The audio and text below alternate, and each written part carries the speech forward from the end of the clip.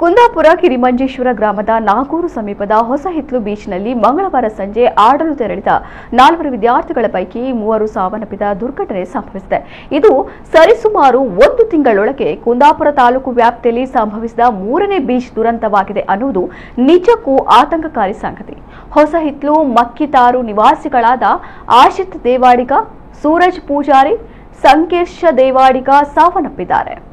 ಆಶಿತ್ ದೇವಾಡಿಗನ ಸಹೋದರ ಕೌಶಿಕ್ ದೇವಾಡಿಗ ಈಜಿ ದಡ ಸೇರಿದ್ದಾನೆ ಎಂದು ತಿಳಿದು ಬಂದಿದೆ.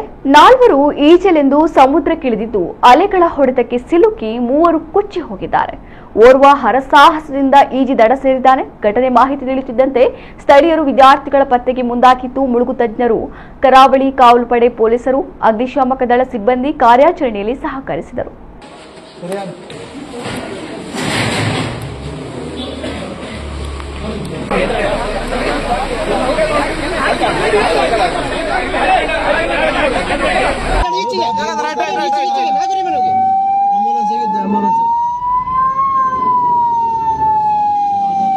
रोड में नागूर देवस्थान